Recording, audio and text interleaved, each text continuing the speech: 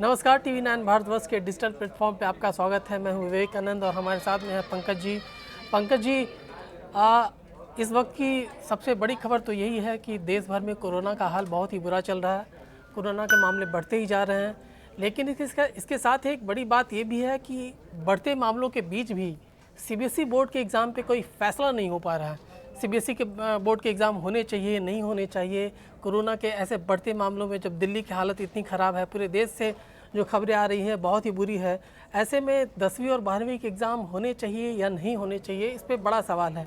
इस सवाल को लेकर दिल्ली के मुख्यमंत्री केजरीवाल ने केंद्र सरकार को चिट्ठी भी लिखी है, CBSE बोर्ड को चिट्ठी लिखी है। उन्होंने कहा है कि ऐसे वक्त में एग्ज़ाम को पोस्टपोन किया जाना चाहिए। पंकज जी, आपको क्या लगता है ऐसे वक्त में जब पूरा देश कोरोना के भयंकर लहर से, भयावह लहर से जूझ रहा है, जब हॉस्पिटल की हालत इतनी ख़राब है, ऐसे वक्त में बच्चों को इतने बड़े रिस्क में डालकर एग्ज़ाम करवाना क्या सही फैसला होगा?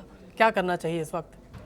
देखिए विवेक, दो तरह की बातें आ रही है। अभी अपुष्ट सूत्रों से ये खबर आ रही है, क्योंकि कुछ मीडिया में भी इस बात का जिक्र किया गया है कि जो HRD है वो ये प्लान कर रहा है कि 40 से 50% सेंटर्स बढ़ाए जाएंगे और उसके बाद एग्ज़ाम कंडक्ट कराया जाएगा। लेकिन मुझे समझ में नहीं आता कि पूरे व्यापक रूप में पूरे देश में जहां CBSE एग्ज़ाम कराती है वो किस तरह से कंडक्ट करा पाएगी, वो भी 40-50% सेंटर्स बढ़ाने के बाद भी। फर्ज करिए अगर आप 40-50% सेंटर्स बढ़ा भी देते हैं तो कोरोना के इन्फेक्टिविटी रेट पर आते हैं। अगर इस बार की बात करें तो पहले से 2.5 से 3 गुना ज़्यादा इन्फेक्टिव है कोरोना वायरस। अगर कोरोना वायरस 2.5 से 3 गुना ज़्यादा इन्फेक्टिव है, जो कि अन्य शहरों में ये साबित हो रहा है, तो निश्चित तौर पर मई में एग्ज़ाम कराना कितना रिस्की होगा ये समझा जा सकता है। और यही वजह है कि अरविंद केजरीवाल ने चिट्ठी लिख करके ये मांग की है कि या तो आप ऑनलाइन टेस्ट के लिए जाइए, बच्चों को प्रमोट कीजिए, या फिर एग्ज़ाम पोस्टपोन करिए। क्योंकि अगर सिर्फ दिल्ली की बात करें तो 6 लाख स्टूडेंट्स एग्ज़ाम में अपियर होंगे और 1 लाख टीचर्स और स्टाफ भी एग्ज़ाम कंडक्ट कराने में उनकी ड्यूटी लगेगी। तो आप समझ सकते हैं कि अगर इतने बड़े पैमाने पे एग्ज़ाम होता है और बच्चों और टीचर्स का पार्टिसिपेशन इतने बड़े लेवल पे होता है तो निश्चित तौर पर हालत किस तरह बद से बदतर हो सकती है। महाराष्ट्र दूसरा ऐसा स्टेट है जहां की सरकार भी इस बारे में बात कर चुकी है और निवेदन कर चुकी है केंद्र सरकार से, HRD से, कि आप टेस्ट जो है, एग्ज़ाम जो होने वाला है उसको बंद कराइए, कैंसिल कराइए और ये पूरे देश के लिए एक यूनिफॉर्म डिसीजन लीजिए। और सिर्फ मैं महाराष्ट्र सरकार की बात नहीं करूंगा, आप अपोजिशन के लीडर राहुल गांधी की बात करें, प्रियंका गांधी की बात करें, सबने इस बाबत चिट्ठी लिखी है और सरकार से ये मांग की है कि हर हालत में एग्ज़ाम जो है पोस्टपोन करिए। अभी एग्ज़ाम कराना संभव नहीं है। और जिस तरह की खबरें आ रही हैं, आप देख रहे हैं कि अलग अलग शहरों में मौत के बाद भी क्रिमेशन के लिए जगह नहीं मिल रहा है। जितनी भयावह तस्वीरें आ रही है और जिस रफ्तार से कोरोना बढ़ रहा है, लोग प्रभावित हो रहे हैं, तो जाहिर तौर पर एक तरफ आप इस तरह का फरमान देंगे कि 5 से ज़्यादा लोग इकट्ठा नहीं होंगे, शादी में 50 से लोग आएंगे नहीं, और दूसरी तरफ आप 1000, 200, 500 बच्चों को एक सेंटर पर जमा करेंगे एग्ज़ाम के लिए, तो उससे स्थिति कितनी खराब हो सकती है, इसको समझा जा सकता है विवेक। जी, वही मैं कह रहा था कि अभी आज का फैसला आया है कि रमज़ान में अपने घर में नमाज़ पढ़ें, मंदिरों में जाने की जो संख्या है वो लिमिटेड कर दी गई है। सरकार की गाइडलाइंस रोज़ आ रही है, नई तरह की गाइडलाइंस आ रही है, कोरोना को रोकने के लिए तमाम उपाय किए जा रहे हैं। लेकिन जहाँ पे बच्चे जो कि एग्ज़ाम में शामिल होने वाले हैं, इसको लेकर इतना बड़ा फैसला लेने में देरी क्यों हो रही है? आखिर आपको क्या लगता है ये देरी क्यों हो रही है? क्यों नहीं फैसला ले लिया जाता, क्यों नहीं पोस्टपोन कर दिया जाता? या फिर जैसे कि सुझाव दिया जा रहा है कि ऑनलाइन एग्ज़ाम भी कंडक्ट कर सकते हैं आप, प्रमोट भी आगे कर सकते हैं आप, तो इस फैसले को लेने में देरी क्यों हो रही है? देखिए, मुझे लगता है कि बोर्ड उस तरीके से प्रिपेयर्ड नहीं है कि ऑनलाइन एग्ज़ाम ले करके और फिर बच्चों को प्रमोट कर दिया जाए।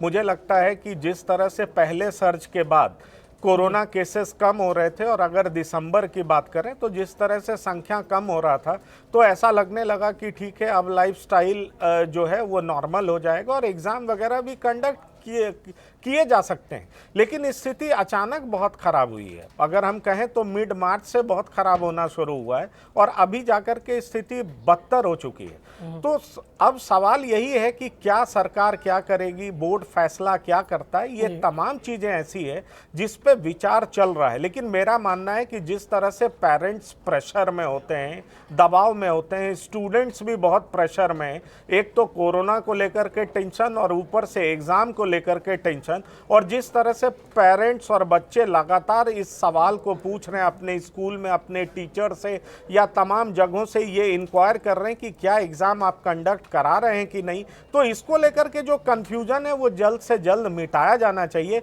और मुझे लगता है कि इसको लेकर के कोई कंफ्यूजन रहना नहीं चाहिए, क्योंकि जितने व्यापक पैमाने पे कोरोना फैला है और जिस तरह से 12-13 स्टेट बुरी तरह से प्रभावित है, जहां कोरोना के केसेस लगातार बढ़ते जा रहे हैं, तो मुझे नहीं लगता कि इस पे कोई कंफ्यूजन रहना चाहिए। एग्जाम जरूर बंद कराया जाना चाहिए। जी, आप सही कह रहे हैं। और एक दिन में 1,60,000 मामले आ रहे हैं। दिल्ली का आंकड़ा खुद 10,000 से ज़्यादा का है। लगातार ऐसे आंकड़े आ रहे हैं। एक्सपर्ट कह रहे हैं जो मई का महीना होगा वो पीक का महीना होगा, उसमें सबसे ज़्यादा केसेस आने वाले हैं।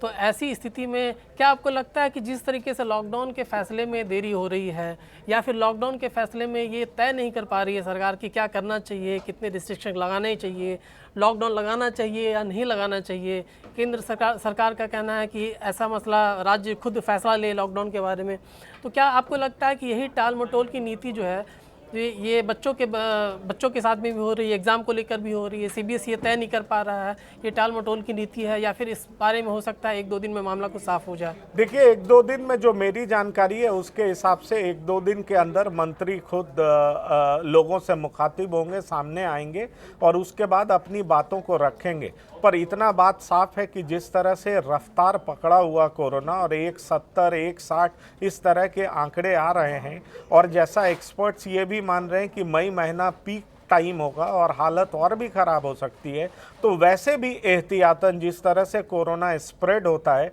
तो इस तरह के एग्ज़ाम्स कंडक्ट नहीं कराए जाने चाहिए। अगर आप 13 से 15 स्टेट की बात करें तो वहाँ लगातार ग्राफ बढ़ता ही जा रहा है, तो निश्चित तौर पर बड़े बड़े स्टेट्स हैं ये, तो वहाँ एग्ज़ाम कंडक्ट कराना मुश्किल होगा। और इसके लिए फैसला करने में किस बात का विलम्ब या किस बात का कन्फ्यूज़न, ये मेरे समझ से परे है विवेक जी।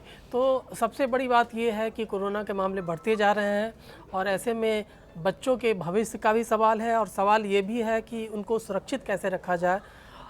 देश और दुनिया की बाकी खबरों के साथ आप देखते रहिए TV9 भारतवर्ष। धन्यवाद।